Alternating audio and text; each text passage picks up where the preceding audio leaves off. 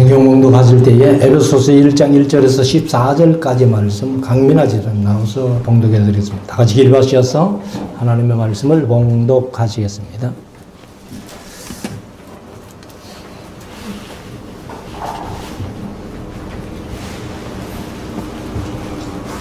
하나님의 뜻으로 말미암아 그리스도 예수의 사도된 바울은 에베소에 있는 성도들과 그리스도 예수 안에 신실한 자들에게 편지하노니, 하나님 우리 아버지와 주 예수 그리스도로 쫓아 은혜와 평강이 너희에게 있을지어다. 찬송하리로다. 하나님 곧 우리 주 예수 그리스도의 아버지께서 그리스도 안에서 하늘에 속한 모든 신령한 복으로 우리에게 복 주시되, 곧 창세 전에 그리스도 안에서 우리를 택하사 우리로 사랑 안에서 그 앞에 거룩하고 흠이 없게 하시려고 그 기쁘신 뜻대로 우리를 예정하사 예수 그리스도로 말미암아 자기의 아들들이 되게 하셨으니, 이는 그의 사랑하시는 자 안에서 우리에게 거저 주시는 바 그의 은혜의 영광을 찬미하게 하려는 것이라. 우리가 그리스도 안에서 그의 은혜의 풍성함을 따라 그의 피로 말미암아 구속 곧 죄사함을 받았으니, 이는 그가 모든 지혜와 그 뜻의 비밀을 우리에게 알리셨으니, 곧 그 기쁘심을 따라 그리스도 안에서 때가 찬 경륜을 위하여 예정하신 것이니, 하늘에 있는 것이나 땅에 있는 것이 다 그리스도 안에서 통일되게 하려 하심이라. 모든 일을 그 마음의 원대로 역사하시는 자의 뜻을 따라 우리가 예정을 입어 그 안에서 기업이 되었으니, 이는 그리스도 안에서 전부터 바라던 우리로 그의 영광의 찬송이 되게 하려 하심이라. 그 안에서 너희도 진리의 말씀 곧 너희의 구원의 복음을 듣고 그 안에서 또한 믿어 약속의 성령으로 인치심을 받았으니, 이는 우리의 기업의 보증이 되사 그 얻으신 것을 구속하시고 그의 영광을 찬미하게 하려 하심이라. 아멘.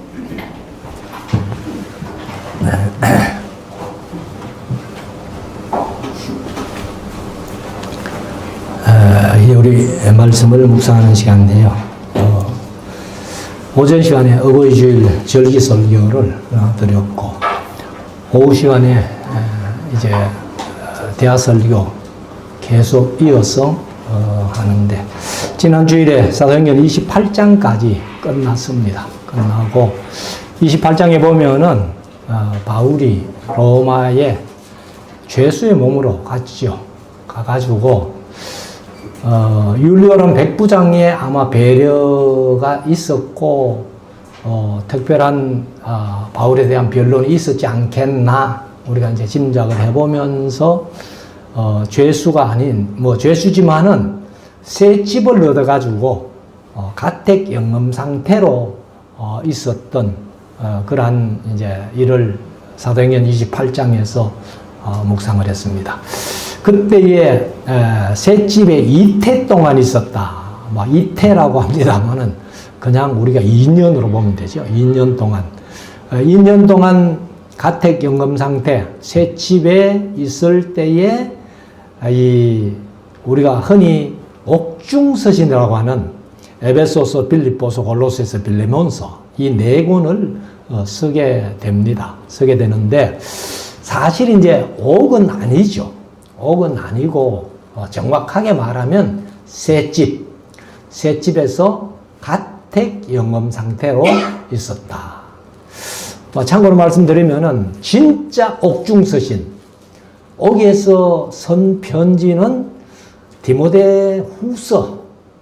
디모데후서가 두 번째 로마에 가서 마메틴 감옥에 있다가, 지금 성지순례 가면은 로마에 바울 사도가 순교한 그 자리에 기념교회가 서 있어요. 그 교회 조금 앞에 보면은 바울이 마지막으로 갇혔던 감옥이 이렇게 방이 이제 보존되어 있는, 그럼 보존되어 있는 게 아니고 아마 기념으로 지었지 않겠나 이렇게 봅니다만은, 그 전에, 이제 순교 당하기 전에 갇혔던 감옥은 마메틴 감옥이라고 로마에 있습니다. 우리는 성지순례 가서도 뭐 직접 가보지는 못했어요. 가보지는 못했지만은 이제 사진으로 이렇게 보았습니다만, 거기에서 이제 디모데 후서를 쓰고 마지막 순교 당하기 전에, 우리가 흔히 작자 미상 기록자를 모른다 해가지고, 성경이 한 권 히브리서입니다. 히브리서를 이제 우리가 신학교 다니면서도 또 성경을 배우면서도 작자 미상이라고 배웠어요. 그러나 히브리서를 이제 가만히 내용을 살펴보면은 바울 사도 작품이 맞다 이렇게 이제 봅니다. 그래서 우리가 뭐 공부할 때는 작자 미상으로 배웠지만은 히브리서는 바울의 작품이다. 그러나 바울이 순교 당하기 전에 그 히브리서를 썼는데, 로마서에 보면은 이제 로마서 11장에 가면은 이미 뭐 묵상을 했습니다만은, 로마서 11장에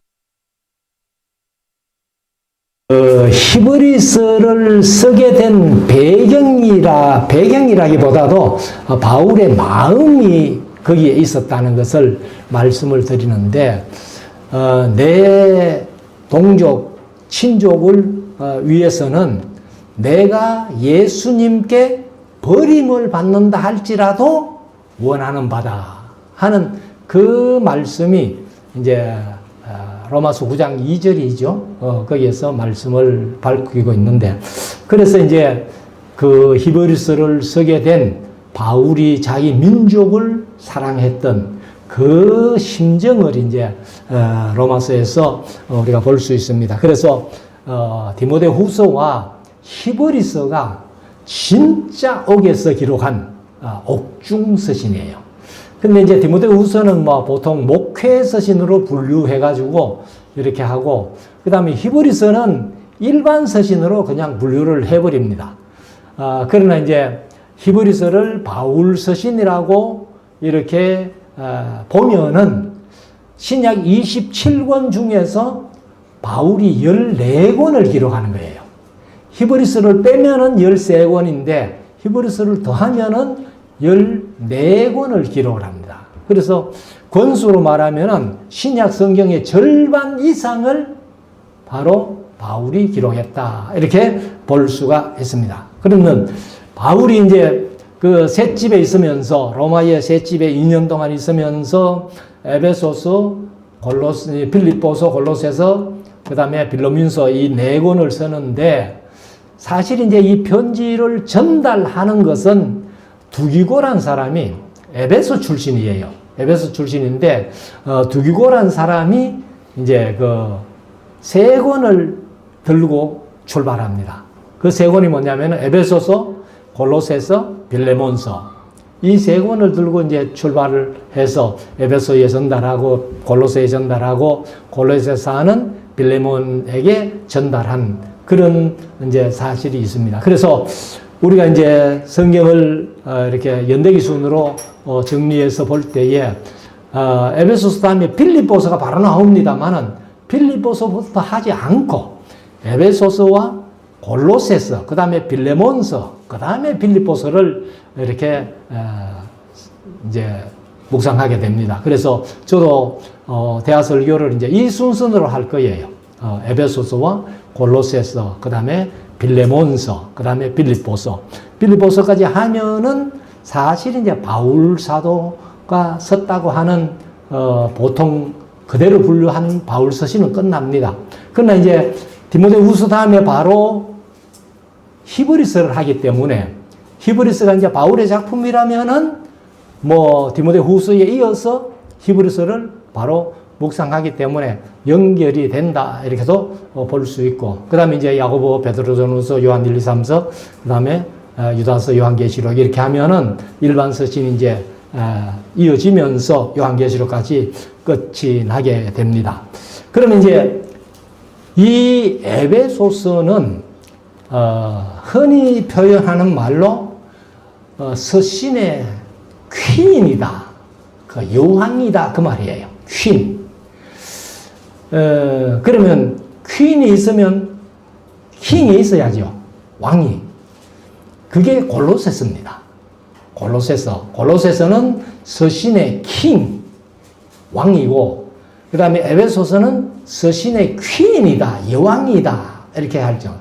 그러면 왕과 여왕 하면은 우리가 에베소서와 골로새서는 커플 서신이다, 이렇게 볼 수 있는 거예요. 그래서 이제 주제도 보면은 에베소서의 주제가 그리스도의 몸 된 교회.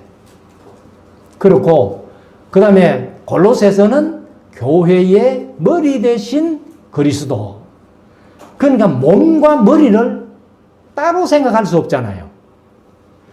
그래서 제가 이제, 솔직히 노 목사님한테 이 성경을 이렇게 배우기 전에는 사실 제가 이제 일반 목회하면서, 에베소서를 강의 설교한다고 강의 설교하고, 그리고는 이어서 골로새서를 설교 안 했어요.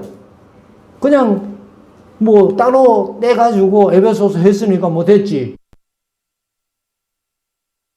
에베소서와 골로새서는 서신의 킹과 퀸이기 때문에 같이 생각해야 된다. 그리고 그리스도의 몸된 교회의 머리 대신 그리스도, 머리와 몸을 따로 분류할 수 없기 때문에 그렇게 이제 생각을 해야 우리가 성경을 이제 또 좀 더 세밀하게 정확하게 이렇게 알 수 있다는 겁니다. 그리고 이제 이 에베소서와 골로새서는 두 권 다 바로 회람문서예요. 회람문서라는 것이 뭐냐 하면은 에베소 교회에 편지를 썼지만은 에베소 교회가 그 에베소서를 읽고 나서 다시 그 지역의 골로새 교회나 이런 지역 교회들을 돌려가면서 읽는.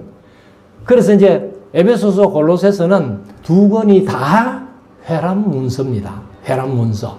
그래서 이 에베소서를 통해 가지고 바로 제가 이제 요한계시록 12장을 말씀드릴 때에 이 말씀을 자주 말씀드렸죠. 에베소서의 주제를 알고 골로새서의 주제를 알면은 요한계시록 12장 1절 말씀이 해결된다. 그 12장 1절이 뭡니까?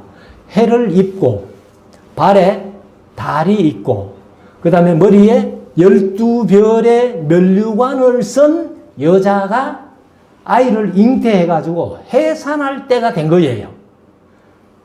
그러면 이 요한계시록 하는 모든 사람들이 다 요한계시록 12장 1절에 해를 입고 발에 달이 있고 머리에 12변의 면류관을 쓴 여자가 누구냐?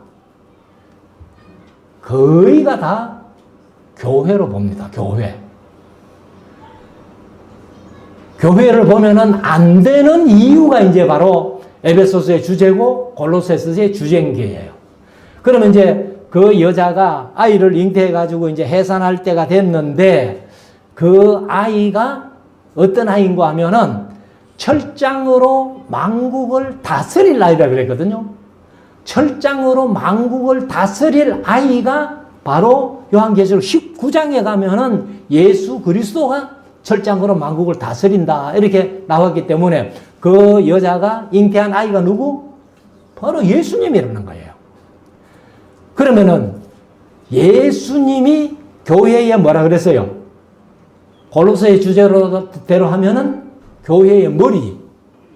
그 다음에 교회는 예수 그리스도의 몸. 그러면 우리가 일반적으로 생각해 볼 때에 머리와 몸을 생각하면은 몸이 머리를 낳을 수 있어요, 없어요? 이 말도 안 되는 얘기잖아요. 몸이 머리를 낳는다? 말이 안 되죠. 그래서 이것을 이제 전부 계시록을 하는 분들이 교회로 보는데 그게 잘못됐다는 겁니다. 에베소서의 주제, 골로새서의 주제를 보면은 몸이 머리를 낳을 수 없다. 우리가 뭐 상식적으로 생각해도 그렇잖아요. 그래서 이제 우리가 이런 이제 성경 하나하나를 살펴보면서 제가 이제 대화 설교하면서 또 성경 강조하면서 제 나름대로 어떤 그 어려운 문제가 있는 성경들 이것을 이제 어떻게 해석할 것인가 할 때에 성경을 풀어준다는 거예요. 그래서 요한계시록 12장 1절도 에베소서의 주제, 골로새서의 주제를 알면은 그 여자가 교회가 아니라는 것을 알 수 있다. 이렇게 말씀을 드립니다. 자, 그리고 나서 이제 이 에베소서 1장을 한번 뭐 그렇게 23절밖에 안 되는 좀 짧으면 짧은 장이지만은 이 1장이 어떤 면에서 우리 교회 생활, 신앙 생활 하는데 아주 중요한 그런 이제 내용을 담고 있기 때문에 이 말씀이 이제 좀 길어질지 모르겠어요. 그러나 뭐 시간 내로 하려고 애를 쓰겠습니다만 1절부터 한번 보십시다. 하나님의 뜻으로 말미암아 그리스도 예수의 사도된 바울은 에베소에 있는 성인데 에베소에 있는 이라고 쓸 때에 에베소에 있는 성도들 이렇게 표현했습니다만은 이것은 꼭 에베소에 있는 성도들만 해당되는 게 아니에요. 요 지역을 대한민국이라고 바꾸면은 대한민국에 있는 성도들, 대구 시내로 국한한다면은 대구에 있는 성도들, 그러면은 모든 세상 사람들이 다 속하는 거예요. 다 해당되는 말씀이다. 그래서 우리는 이제 대구에 있는 성도들과 그 속에 나도 포함되어 있다. 그래서 이제 에베소에 있는 성도들과 또 대구에 있는 성도들과 그 속에 내가 포함되어 있다는 것을 인식을 하시고, 그래서 예수 안에 진실한 자들에게 편지하노니. 이게 참 중요한 말씀입니다. 사실 이제 이 신실한이라고 한 헬라어가 피스토스라는 말이거든요. 그래서 우리가 이제 피스티스 하면은, 헬라어로 피스티스 하면은 믿음이라는 명사가 돼요. 명사가 되고, 그 다음 피스토스 하면은 믿음으로 하든지 뭐 믿음의 하든지 형용사가 됩니다. 그 다음에 이제 피스티오 하면은 동사가 돼요. 믿다라는 동사가 되는데, 그런데 여기 이제 믿음이라는 피스토스도 마찬가지지만, 피스티스도 마찬가지지만은 피스토스도 마찬가지고, 이게 이제 믿음뿐만 아니에요. 여러 가지 뜻이 있습니다. 신실한, 진실한, 뭐, 그 다음에, 충성된, 뭐, 이런 몇 가지 뜻이 있기 때문에, 그래서 여기에 진실한 자들에게 편지한다. 우리가 보통 이제 교회 나오면은 신자라고 붙여줘요. 믿을 신자, 사람 자자를 해가지고 신자라고 붙이잖아요. 그러면 이 신자가 그냥 믿기 때문에, 나는 믿는 사람이기 때문에 신자라는 것보다도 여기 말씀대로 하면은 믿음도 신실한 믿음을 가진 사람이 돼야 된다는 거예요.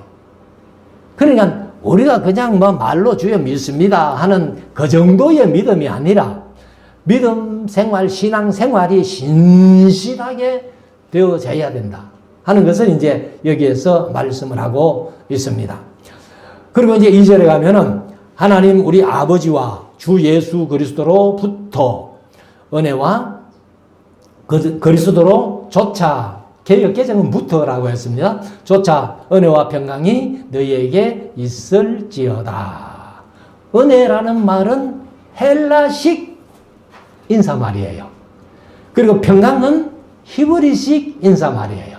그래서 바울사도는 둘 다 써서 은혜와 평강이 너희에게 있을지어다 하고, 그 다음에 이제 3절에 보면은 본론으로 들어가는데 찬송하리로다 이렇게 얘기를 합니다. 자, 우리가 이제 바울을 한번 생각해 보면은 예루살렘에서 가이사라로 재판받기 위해서 와가지고 사도행전 24장에 보면은 가이사랴에서 2년 동안 구류 생활했잖아요.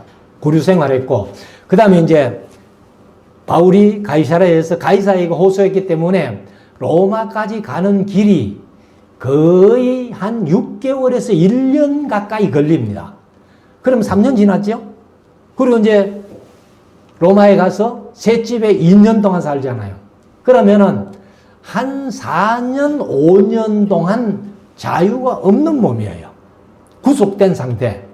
뭐 그냥 구류 사는 거나 그 배로 이제 로마까지 가는 길이나 로마에 가서 셋집을 얻어 살기는 살지만은 그래도 나가지는 못하는 가택연금 상태로 이 자유가 없는 그런 상태로 한 4년, 5년 지난다면은 저와 여러분들이 찬송하리로다가 나오겠어요? 불평하리로다가 나오겠습니까? 그런데 바울이 그런 상황 속에서도 찬송하리로다 하고 불평이나 원망하리로다가 안 나온 거예요. 사도행전 16장에 보면 빌립보에서도 그 감옥에 갇혀가지고 죄수에 머물러 있으면서 찬송하고 기도할 때에 거기 함께 있는 죄수들이 듣더라 그랬잖아요. 그러니까 바울은 어떤 상황 속에서도 로마서 8장 28절을 다시 말씀드리면 하나님을 사랑하는 자 곧 그 뜻대로 부르심을 입은 자들에게 모든 것이 합력하여 선을 이루느니라 하는 그 말씀을 바울이 기록했고 바울이 몸소 그런 것을 체험했기 때문에 자유가 없는 4, 5년의 생활 속에서도 여기 찬송하리로다가 나온다는 거예요.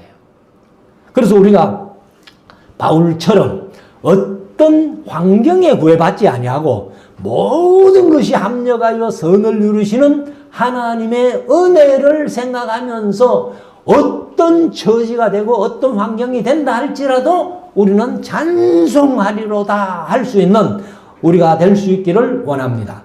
그래서 찬송하리로다 하고 하나님 곧 우리 주 예수 그리스도의 아버지께서 그리스도 안에서 하늘에 속한 모든 신령한 복으로 우리에게 복 주시되. 그러면 바울이 왜 찬송하리로다가 나오는가 하면은 환경만 생각하면은 원망하리로다 불평하리로다가 나올 수 있겠지만은 바울은 그 너머에 하늘의 신령한 복을 묵상을 한 거예요. 하늘의 신령한 복을 깨달은 거예요. 그래서 오늘 제목, 주보에다가 문제를 하나 내놨죠. 하늘의 신령한 복을 한마디로 말하면은 무슨 복입니까? 라고 했는데, 무슨 복이에요? 바로 구원의 복입니다. 구원의 복. 그러니까 여기에 이제 3절부터 13절까지 보면은 사실 이제 교회가 무엇이냐를 설명하는 거거든요. 교회가 무엇이냐라고 설명하는데 교회의 궁극적인 종점이 뭐예요? 그게 구원이라는 거예요. 천국이라는 거예요.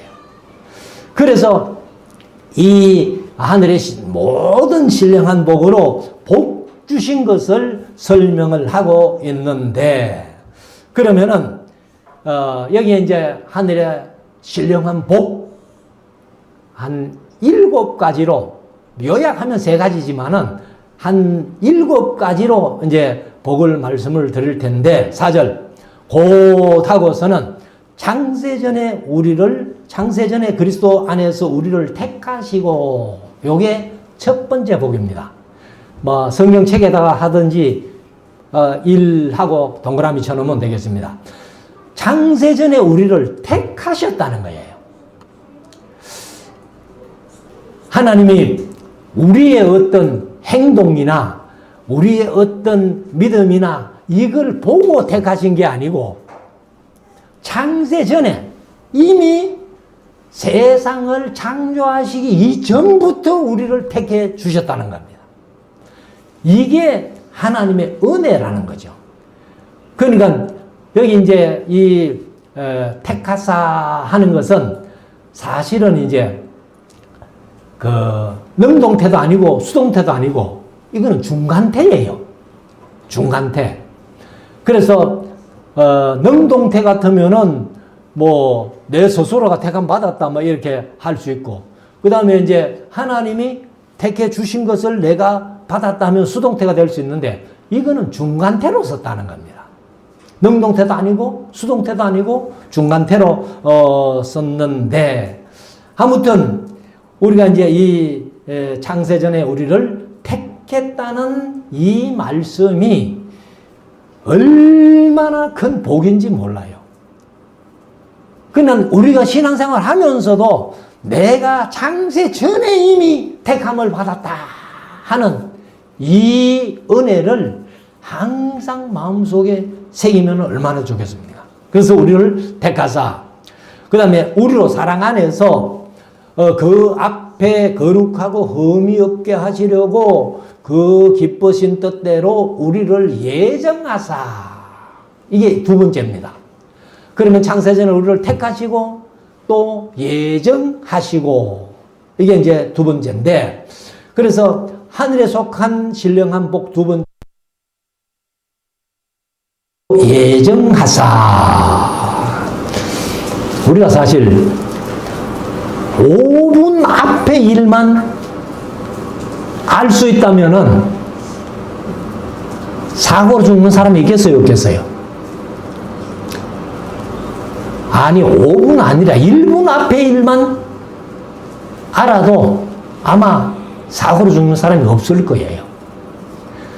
근데 우리는 뭐 1분 1초 앞에 일도 어떻게 될지 모르는 그런 상황인데, 하나님은 우리를 미리 창세 전에 택하시고 예정해 주셨다는 겁니다. 이것이 믿지 않는 사람들이 하는 얘기로 운명이다, 숙명이다, 그런 것이 아니고, 하나님은 미리 창세 전에 택하시고 예정해 주셨다는 겁니다. 그래서 우리로 사랑 안에서 그 앞에 거룩하고 흠이 없게 하시려고 그 기쁘신 뜻대로, 하나님이 내 한 사람을 택해놓고 얼마나 기뻐하셨는지 몰라요. 우리가 이런 사실을 마음속에 새기고 신앙생활 한다면 절대로 불평이 없겠죠. 제가 한번 성찬식 할 때 그런 말씀을 드린 적이 있습니다만, 우리가 이제 성찬식 하면서 떡을 통해서 예수님의 살을 기념하고 잔을 통해서 예수님이 흘리신 피를 기념하는데, 이 예수님이 십자가에서 살찌기시고 피 흘리시면서 얼마나 많은 고통이 심했겠습니까? 그런데 그 고통 가운데서도 아마 예수님 눈앞에 아니면 머리로 쭉 우리 믿는 믿음의 사람들을 이렇게 보신 거예요. 내가 저들을 위해서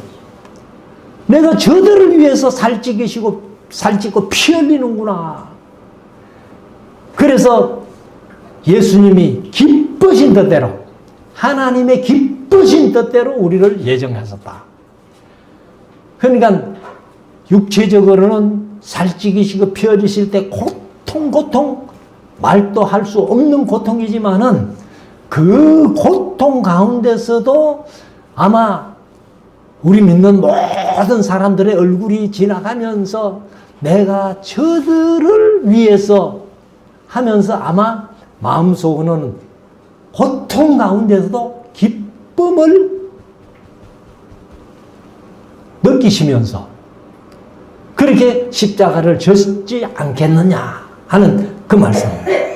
그래서 우리가 이제 이 사실 하나님께서 우리를 창세전에 택하시고 예정하신 이것이 하나의 비밀이거든요. 제가 비밀을 말씀드렸습니다. 모든 사람이 알아도 비밀 아니고 몰라도 비밀 아니고, 그래서 아는 사람은 알고 모르는 사람은 모르는 게 비밀인데, 그런데 에베소 3장 4절에 보면은 바울이 또 이런 얘기를 합니다. 이것을 읽으면, 에베소서를 읽으면, 아니면 이제 전체적으로 66권의 성경을 읽으면은 그리스도의 비밀을 내가 깨달은 것을 너희가 알 수 있으리라. 알 수 있다는 말이 너희도 깨달을 수 있으리라. 그러면 바울이 창세전에 우리를 택하시고 예정하신 것을 깨달았다. 알았다. 라고 말씀하시면서 3장 4절에 이것을 읽으면, 뭐 작게는 에베소서, 크게는 66권의 성경을 읽으면 그리스도의 비밀을 바울이 깨달은 것처럼 우리들도 깨달을 수 있다는 거예요. 이게 비밀이에요. 자, 그래서 우리 사랑 안에서 그 앞에 거룩하고 흠이 없게 하시려고 그 기쁘신 뜻대로 우리를 예정하사 예수 그리스도로 말미암아 자기의 아들들이 되게 하셨으니, 그게 3번입니다. 예수 그리스도로 말미암아 자기의 아들들이 되게 하셨으니. 그래서 요한복음 1장 12절을 보면 자녀가 되게 하시고 자녀의 권세를 누리게 하셨다는 거예요. 우리가 하나님을 향해 가지고 하나님 아버지, 전능하사 천지를 만드신 하나님 아버지를 내가 믿사오며, 우리는 하나님을 향해서 아버지라고 쉽게 부를 수 있잖아요. 그런데 예수 안 믿는 사람들은요, 이 하나님을 아버지라고, 그래서 우리가 하나님의 자녀가 되게 하셨다, 아들이 되게 하셨다. 그래서 이제 예레미야 31장 31절에 있는 말씀대로 새 언약과 신약과 구약의 차이 중에 하나가 바로 관계의 차이라고 말씀드렸죠. 구약은 하나님과 이스라엘 백성의 관계가 부부 관계인데, 신약에 와가지고는 그 부부 관계를 바꾸어 버리는 거예요. 그래서 부자 관계로 바꾸어 버린 거예요. 부자 관계로. 이 사실도 제가 뭐 이렇게 강의를 하고 다니지만은 이 사실을 생각하면요, 얼마나 좋은지 몰라요. 만약에 우리가 구약시대에 태어났다면 어떻게 했어요?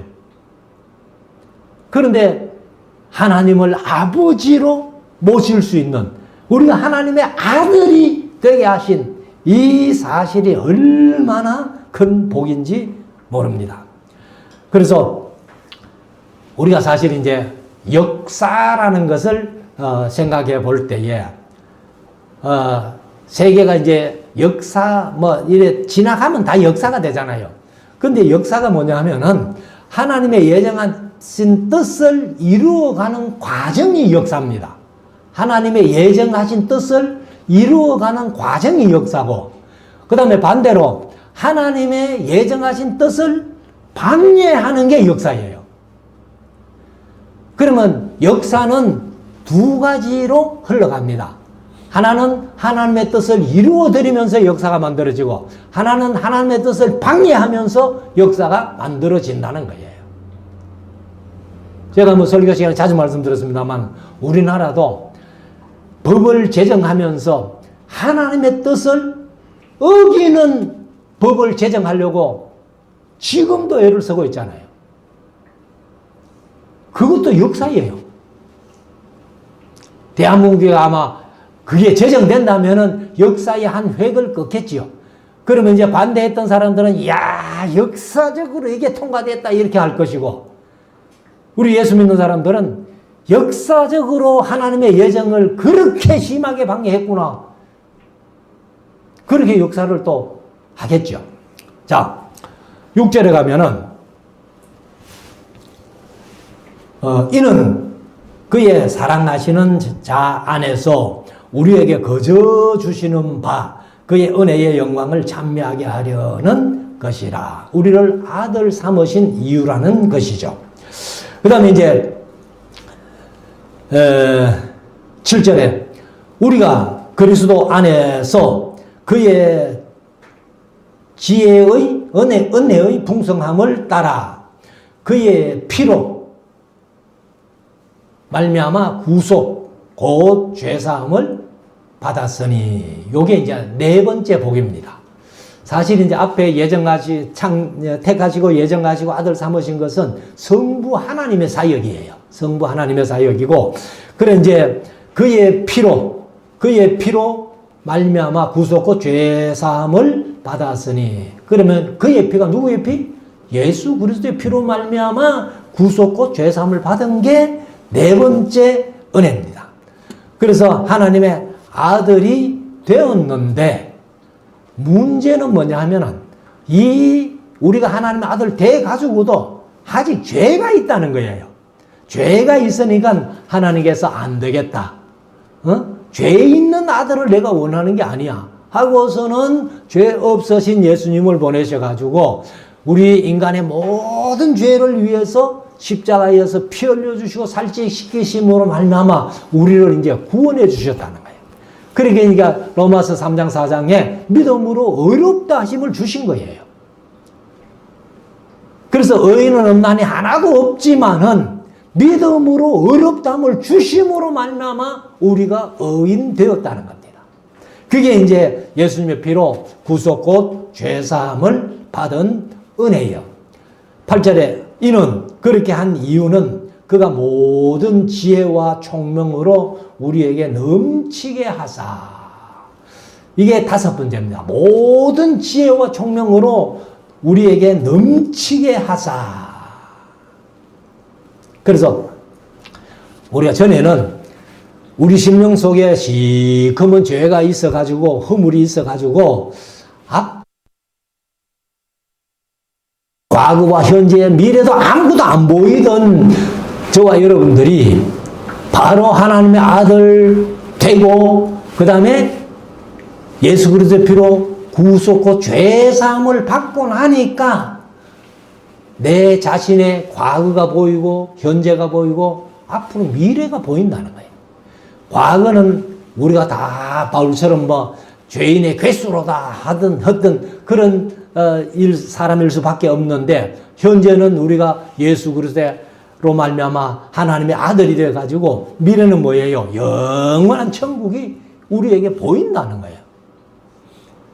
그런데 이 지혜와 총명으로 넘치게 하지 않으면요, 이게 안 보이는 거예요. 예수 믿는 사람들도 교회 다니는 사람들도 이게 안 보이는 사람들이 많다는 거예요. 그러나 우리 성도들은 하나님의 말씀 66권을 통전적으로 이해하면서 말씀을 보면서 내 과거, 현재, 미래가 다 지혜와 총명으로 넘치게 보인다는 것을 우리가 마음속에 새게 됩니다. 자, 9절. 그 뜻의 비밀을 우리에게 알리셨으니. 이게 여섯 번째예요. 그 뜻의 비밀을 알리셨다는 거예요. 지혜와 총명도 우리에게 주셨고 그 뜻의 비밀을 알게 하셨다는 거예요.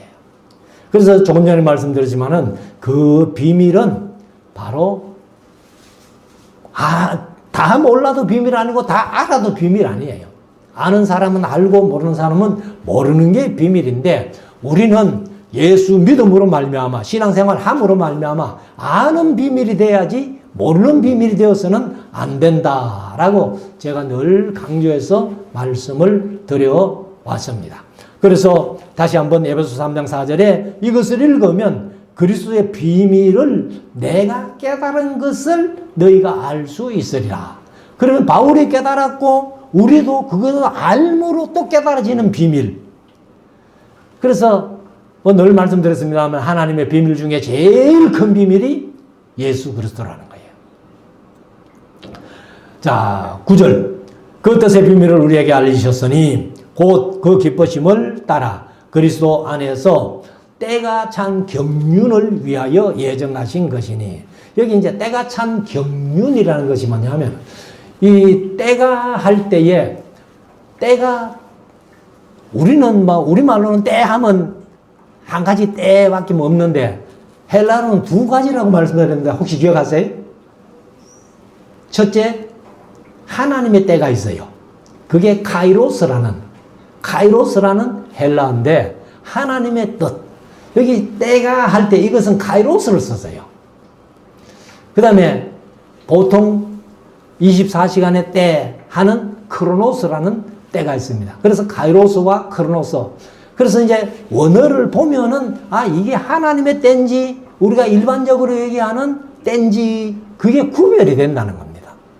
그래서 때가 참 경륜 할 때 이것은 카이로스를 썼어요. 경륜이 뭐냐 하면은 관리, 경영, 행정을 얘기를 합니다. 그러니까 하나님께서 이 우주 만물을 다스려가는 행정, 관리, 그것을 얘기를 해요. 그래서 경륜을 위하여 예정하신 것이니, 그래서 이 모든 것이 전부 다 미리 정하신, 하나님의 정하신 뜻대로 하신 것이다. 그래서 10절에 가면은 하늘에 있는 것이나 땅에 있는 것이 다 그리스도 안에서 통일되게 하려 하심이니라. 그리스도 안에서는 모두가 다 통일되되 그냥 통일되는 게 아니고, 그래서 예수 안에서, 예수님을 믿는 믿음 안에서, 그 진리 안에서, 그 은혜 안에서 통일되게 하려는 것이다. 11절 모든 일을 그 마음의 원대로 역사하시는 자의 뜻을, 그 마음의 원대로 역사하시는 자가 누구예요? 하나님이에요. 그래서 자의 뜻을 따라 우리가 예정을 입어 그 안에서 기업이 되었다. 여기 기업이 됐다는 말이 뭐냐면은 바로 이제 사실은 이제 뜻이 제비 뽑다, 제비로 결정하다 그런 뜻도 있고요. 그 다음에 지정하다, 분배하다, 할당하다, 분배하다 이런 뜻도 있는데, 아무튼 이제 기업이 됐다는 것은 뭐냐면 하나님이 우리를 기업 삼으셨다는 거예요. 그래서 이제 우리가 예정을 입은 것이 바로 하나님의 영원한 기업이 된 겁니다. 기업이 되었는데, 사실 이제 여기 말씀하시는 하나님의 영원한 기업이 뭐냐 하면은 그게 바로 교회라는 거예요. 그래서 하나님의 영원한 기업이 있는데, 이 기업은 바로 창세전에 택하시고 예정하시고 자기 아들 삼으시고 예수 그리스도의 피로 구속고 죄를 쌓아주시고 지혜와 청명을 엄지하시고 그 뜻의 비밀을 알게 하시고, 13절에 가면 성령으로 인침받은 자들의 모임이 교회인데, 바로 그 교회가 하나님의 영원한 기업이라는 거예요. 그래서 예수 그리스도 안에서 우리가 다 하나의 교회가 되어가지고 이렇게 모여서 예배하는 그런 이제 교회가 됐는데, 12절 이는 기업이 되게 하신 이유는 말이죠. 그리스도 안에서 전부터 바라던 우리로 그의 영광의 찬송이 되게 하려 하심이라. 그래서 우리가 자나 깨나 앉으나 서나, 그 다음에 남자나 여자나 어린이나 나이 많은 어른들이나 할 것 없이 모두가 다 찬송해야 된다는 겁니다. 찬송해야 하고, 그래서 이제 우리가 찬송가 되었습니다 하면 초막이나 궁궐이나 어디 있더라도 찬송하리로다가 나와야 된다는 거예요. 바울은 이 셋집에 있으면서도 찬송하리로다 하는 이것이 교회가 할 일이라는 거예요. 교회가 할 일. 그 다음에 이제 13절이 마지막 7번째 복인데, 그 안에서 너희도 진리의 말씀, 곧 너희의 구원의 복음을 듣고 그 안에서 또한 믿어 약속의 성령으로 인치심을 받았으니. 이미 우리는요 성령으로 인침받은 자들이에요. 그럼 요한계시록 7장에 하나님의 인을 쳤는데, 사실 하나님의 인침받은 것이 이게 이제 에베소서에 말씀하신 대로는 성령으로 이미 인침받은 자들인 거예요. 그러면 우리가 성령으로 인침받은 자들인데 마지막에 666표, 666이 아니에요. 사실은 666이 아니고 666입니다. 정확하게 얘기를 해야 돼요. 666이 아니고 헬라어도 666이라는 거예요. 그래서 666표 받을까 666표 받을까 겁난다? 겁이 나요 안 나요? 이미 우리는 성령으로 인침받았어요. 그래서 나중에 뒤에 4장 에베소 4장 30절에 가면은 우리를 이미 인쳐주신 성령을 근심되게 하지 말아라. 이런 말씀을 합니다. 우리가 인침받고도 내가 인침받았는지 안 받았는지 이렇게 의심하고 그렇게 신앙생활 하면은 성령님이 근심한다는 거예요. 그러니까 우리가 성령님이 근심하지 않도록 그렇게 신앙생활 해야 된다는 거죠. 자, 그 다음에 이제 14절부터 보면은 이는 우리의 기업의 보증이 됐사. 성령이 이제 우리 한국식으로 하면은 인친 것은 도장 찍었다 그 말이고, 서양 사람들은 도장보다도 뭐합니까? 사인하죠. 그러니까 성령님이 우리를 사인해가지고 보증이 되셨다는 거예요. 그러니까 나를 보증해 주시는 분이 누구? 성령님이라는 거예요. 성령 하나님. 그래서 보증이 돼서 그 얻으신 것을 구속하시고 그의 영광을 찬미하게 하려 하심이라. 그리고 이제 15절에 가면은 이를 인하여 주 예수 안에서 너희 믿음과 모든 성도를 향한 사랑을 듣고, 근데 바울이 에베소 교회의 사랑을 들었다는 거예요. 근데 바울 시대가 지나고 요한계시록 2장에 가면은 에베소 교회가 크게 잘못한 게 뭐예요? 첫사랑을 버렸다는 거예요. 내가 책망할 것이 너희에게 하나 있다 하고 네가 첫사랑을 버렸노라. 그래서 이때만 해도 이 에베소 교회가 바울에게 들리는 소문이 사랑이 있는 교회라는 거예요. 사랑이 있는 교회. 끝나고 이 사도 요한이 이제 요한계시록을 쓸 때는 이 에베소 교회의 책망이 첫사랑을 버렸다 이렇게 책망을 하시는 겁니다. 그래서 우리도 첫사랑을 버리지 않고 우리가 보통 막 초심으로 돌아가자 이렇게 많이 얘기를 하는데, 우리도 하나님의 사랑을 처음 받은 것을 늘 유지하면서 내가 하나님 사랑하고 하나님이 사랑하시는 그 사랑을 늘 우리 안에 유지하면서 많은 사람들에게 나도 이런 사랑의 사람이라는 것을 보여줄 수 있는 저 여러분들 될 수 있기를 원합니다. 16절 너희를 인하여 감사하기를 마지 아니하고 내가 기도할 때에 너희를 말하노라. 그래 이제 말하는 것보다는 기억한다는 거예요. 그래 에베소 교회를 위해서 이제 바울이 이제 처음에 말씀드린 대로 에베소 교회뿐만 아니라 세상에 하나님의 택하심을 받은 모든 사람을 다 포함하고 있다. 에베소에 있는 성도들에게, 대구에 있는 성도들에게, 우리 말씀 사랑교회에 속한 성도들에게 이런 말씀을 하시는 겁니다. 그래서 감사하기를 마지 아니하고 내가 기도할 때 너희를 말하노라. 말보다는 개역개정은 기억으로 번역을 했어요. 그래서 이 이제 머네이아라는 말이 기억 혹은 추억, 그 다음에 언급, 그렇게 그런 뜻을 가지고 있어요. 말보다는 기억이 더 맞아요. 원래 뜻대로 하면은 내가 너희를 기억한다, 언급한다, 생각한다 이렇게 얘기를 합니다. 자, 17절 우리 주 예수 그리스도의 하나님 영광의 아버지께서 지혜와 계시의 정신을 너희에게 주사 하나님을 알게 하시고, 아까 지혜와 총명으로 우리를 넘치게 하신다 그랬죠. 그게 이제 7복 중에 한 가지였는데 바로 지혜와 계시의 정신을 주사 하나님을 알게 하신다.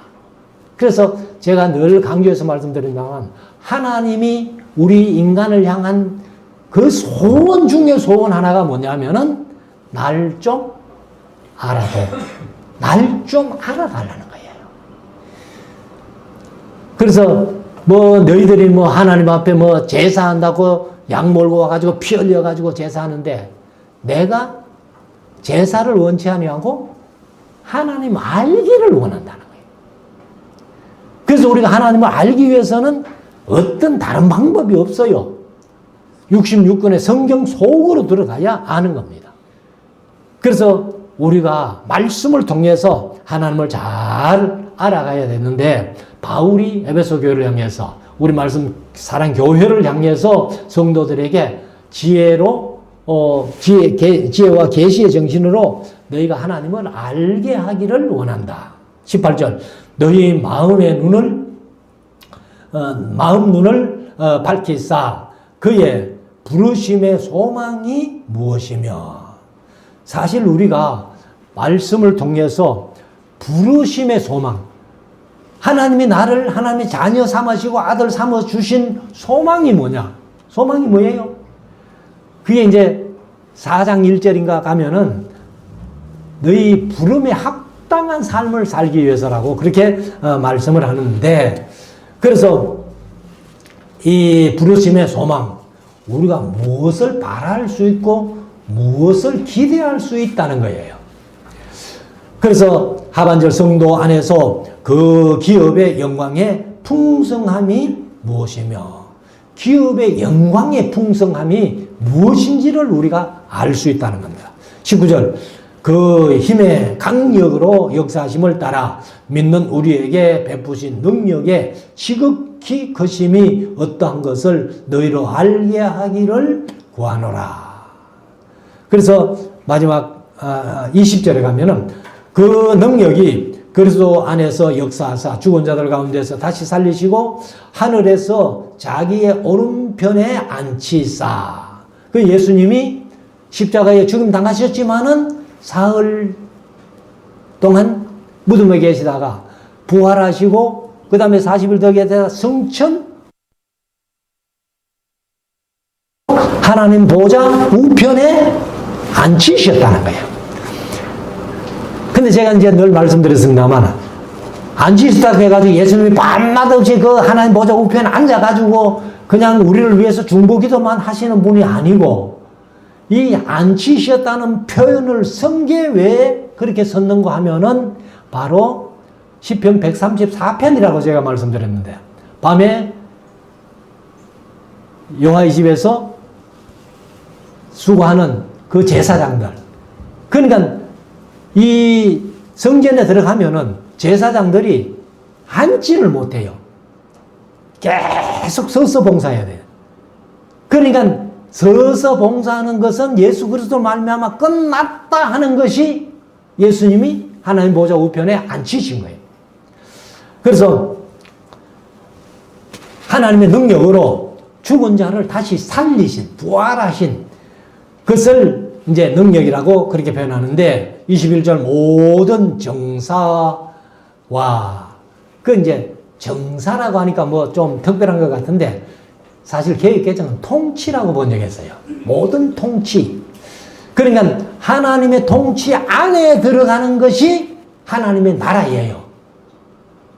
하나님의 통치 밖에 있으면 지옥이고, 하나님의 통치 안에 있으면 천국이에요. 그래서 모든 통치와 정사와 권세와 능력과 주관하는 자와 이 세상뿐 아니라 오는 세상에 일컫는 모든 이름 위에 뛰어나게 하시고, 예수의 이름이 가장 뛰어난 이름, 영광스러운 이름이라는 거예요. 이 세상뿐만 아니고 오는 세계까지, 천국 가서도 예수님의 이름은 가장 뛰어난 이름이다. 그래서 22절, 또 만물을 그 발 아래 복종하게 하시고, 모든 만물은 예수님 아래 복종을 하게 되어 있습니다. 왜? 예수님이 창조주니까. 그래서 그를 만물 위에 교회의 머리로 주셨느니라. 하나님의 영원한 기업이 교회라고 말씀드렸는데, 그 교회의 머리가 예수님이라는 거예요. 그래서 만물 위에 교회가 있고, 교회는요, 이 뭐 대한민국이 뭐 큰 것 같아도 대한민국보다도 위에 있고, 이 세상보다도 위에 있습니다, 교회가. 그래서 우리 교단이 대한예수교 장로회에 일어났죠.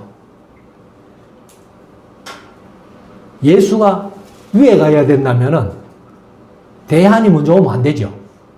예수교 대한장로회 이래야 되는데 이 이름을 잘못 지은 거예요. 순서를 바꿔놓은 거죠. 근데 아마 교단에 정치하는 분들이 이런 순서 뭐 신경도 안 쓰지요. 자, 그래서 만물 위에 교회가 있다는 거예요. 마지막 23절, 교회는 그의 몸이니. 이게 이제 에베소서의 주제라는 겁니다. 교회는 그리스도의 몸이다. 만물 안에서 만물을 충만케 하시는 자의 충만이니라. 그래서 우리가 몸이 머리의 뜻을 따르지 않으면 몸이 정상입니까? 비정상입니까? 비정상이죠. 그러면 우리 교회가 예수 그리스도의 몸이니까 항상 예수 그리스도의 뜻을 따라 움직이는 교회가 되어야 된다. 그래서 우리 교회의 표어가 하나님의 말씀에 충실하여 주님의 뜻만 따르는 교회. 제가 이렇게 다른 교회를 보면은 표가 해마다 바뀌죠. 그래서 저는 머리가 나빠가지고 표를 그렇게 잘 못 짓습니다. 못 짓기 때문에 제 목회 끝날 때까지 우리 교회 표는 하나다. 하나님의 말씀에 충실하여 주님의 뜻만 따르는 교회. 이것을 이제 지을 때는 제가 사실 컨닝을 했어요. 노목사님 교회 표가 그냥 주님의 뜻만 따르는 교회거든. 주님의 뜻만 따르는 교회인데 제가 거기다가 하나님의 말씀에 충실하여를 하나 붙였어요. 뜻을 아는 것이지. 그래가지고 또 해놨더니만은 포항 지금 돌아가셨어요. 박명수 목사님이라고 같이 늘 성경하던 분인데 그 교회 개척해가지고 그 이제 설교 한번 하러 오라 해가지고 가서 주보를 또 보니까 우리 표하고 똑같은 거예요. 이 표를 우리 표인데 이러니까 아이고 목사님 좀 컨닝했지요 이런. 또 경주 사는 교회도 또 가보니까 똑같아요. 그래 저만 노 목사님 거 컨닝했는 줄 알았지만은 교회들이 좀 들어 표를 컨닝하더라고. 그래서 하나님의 뜻을 바로 이루어드리는. 그래서 제가 기도할 때마다 우리 말씀 교회는 비록 작은 교회지만은 교회다운 교회, 성도다운 성도가 되게 해달라고 그렇게 기도를 합니다. 그래서 하나님의 나라, 바로 교회인데 교회로 말미암아 이 세상 사람들이 다 교회를 흠모하고 사모하면서 존경하고 존중할 수 있는 그런 교회가 대접받는 교회가 돼야 되겠다는 거예요. 대접이 뭐 따로 뭘 바라는 대접이 아니고 세상 사람들이 교회를 보고 하나님께로 나올 수 있는 그런 우리 말씀사랑 교회가 될 수 있기를 주의 이름으로 축원합니다.